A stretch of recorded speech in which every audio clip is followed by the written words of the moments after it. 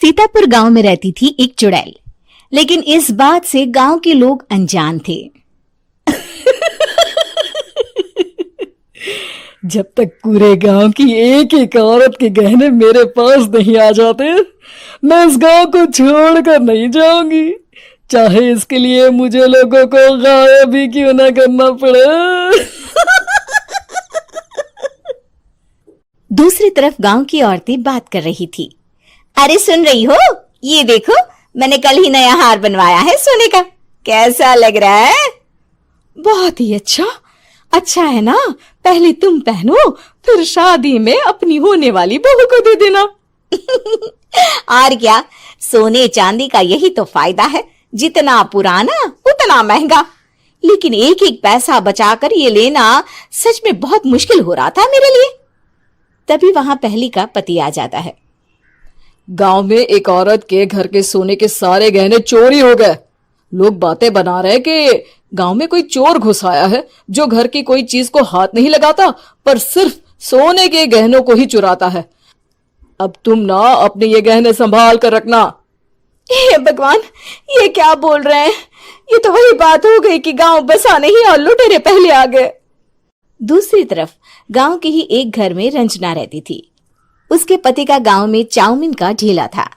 एक दिन उसके घर में एक औरत आती है। अरे रंजना, तू गांव में नहीं है तो सोचा तुम्हें बता दूं। गांव में बात चल रही है कि गांव में एक चोर घुस आया है जो घरों के सोने के गहने चुरा लेता है।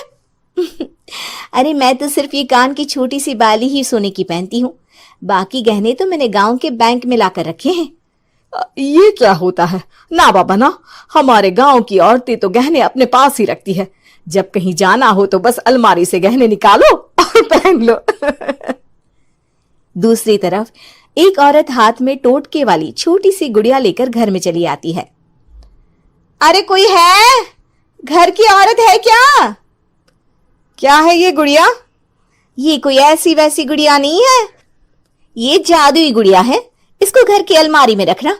अगर तुम्हारे घर पर किसी की बुरी नजर होगी तो रात भर में ये पतली सी गुड़िया मोटी हो जाएगी।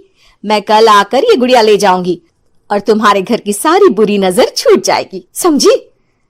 अरे वाह, ये तो बहुत कमाल की गुड़िया है, दे दो। कितने की है एक? अरे नहीं नहीं नहीं, ये फ्री की है। मेरा काम इस पूरे गांव को बुरी नजर से दूर रखने का है। हाँ। भली औरत उसके हाथ से वो गुड़िया लेकर अलमारी में रख देती है। लेकिन अगली सुबह जब वो उस गुड़िया को देखती है तो पतली सी गुड़िया मोटी हो चुकी होती है। हे भगवान, ये क्या? किसने मेरे घर को बुरी नजर से बांध रखा था? तभी वो गुड़िया वाली भी आ जाती है। मैंने कहा था ना, घर पर बहुत ज्यादा बुरी नजर है। लाओ, ये गुड़िया मुझे दे दो। औरत वो गुड़िया उठाकर उसे दे देती है।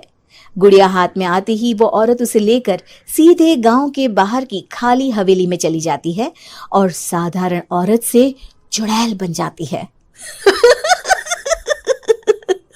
अरे पगली, गांव वाली इस गुड़िया के पेट में तेरे घर के सारे गहने हैं। इतना बोलकर वो गुड़िया को फाड़ देती है और सारे गहने निकाल लेती है। वहीं दूसरी तरफ, हे भगवान, मेरे घर के सारे गहने चोरी हो गए। उस औरत के घर के आसपास लोगों का जमावड़ा हो जाता है और लोग बातें करने लगते हैं। लो जी, ये भी घर गया। पता नहीं कौन चोर है जो इतनी होशियारी से गहने चुरा लेता है। कुछ समझ में नहीं आ रहा कि कौन है।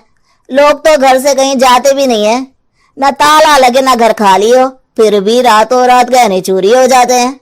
अरे हम तो कहते हैं लोगों को बारी बारी चौकीदारी करनी चाहिए, चोर को तो पूरे गांव वाले मिलकर पकड़ ही लेंगे।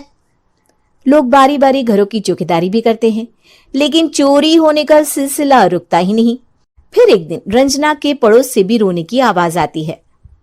अरे आज ही घर की बुरी नजर उतरी और आज ही सारे गहने भी चोरी हो गए। कैसी बुरी नजर? क्या हुआ था?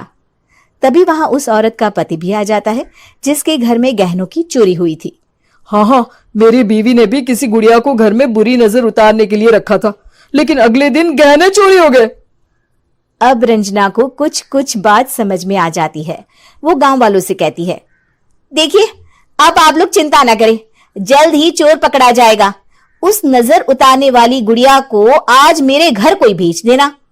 फिर क्या था, चुड़ैल को लोग रंजना के घर भेजते हैं। पहली बार देखा है कोई खुद लुटने को तैयार बैठा है। तो तू है जिसे घर की बुरी नजर उतारनी है? ये ले गुड़िया, ये सुबह तक मोटी हो गई तो समझो तुमको और तुम्हारे घर वालों को नजर लगी है। हाँ हाँ, मैंने काफी सुना है। तुम ये गुड़िया मेरे घर छोड़ देना। अरे क्यों नहीं, कल सुबह आऊंगी जब गुड़िया तुम्हारे घर की सारी बुरी नजर लेकर मोटी हो जाएगी, ठीक है? अब क्या था, रात को रंजना ने पूरी नजर गुड़िया पर रखी। वो अपने पति और गांव के कुछ लोगों को घर की खिड़की से घर के अंदर नजर रखने को कह देती है, और फिर जो नजारा सब देखते हैं वो हैरान करने वाला होता है। गुड़िया धीरे से अलमारी खोलकर बाहर आती है। अलमारी के सारे गहने लेकर घर में जहां जहां गहने होते हैं वो लेकर अपने मुंह से खा जाती है। वो जितने गहने खाती उतनी ही मोटी हो जाती और फिर अलमारी में बंद हो जाती है। गांव वाले डर के मारे वहीं बेहोश हो जाते हैं। लेकिन सुबह जब वो औरत गुड़िया लेने आती है, रंजना उसका सामना करती है। ये देखो, गुड़िया कितनी मोटी हो गई है। लगता है मेरे घर में बहुत लोगों की नजर लगी है। लाला, ये गुड़िया मुझे दे दे। अरे बहुत कीमती गुड़िया है ये। तेरे घर की सारी बुरी नजर मैं गांव के बाहर वाली हवेली में फेंक आती हूँ। शाम को फिर लोगों के घर इसे लेकर जाना है ना। इसमें तो मेरी जान बसती है, जान। रंजना गुड़िया को चुड़ैल की तरफ बढ़ा देती है, लेकिन फिर वापस ले लेती है और गुड़िया के हाथ मोड़ देती है। जैसे ही गुड़िया के हाथ मोड़ती है, चुड़ैल का हाथ भी मुड़ जाता है। अच्छा, तो ये वो गुड़िया है जिसमें तुम्हारी जान बसती है। अब सुन चुड़ैल, तेरी सारी हकीकत सबके सामने आ गई है। या तो गांव वालों के गहने लौटा दे, नहीं तो मैं इस गुड़िया की गर्दन मोड़ दूंगी। चुड़ैल डर जाती है।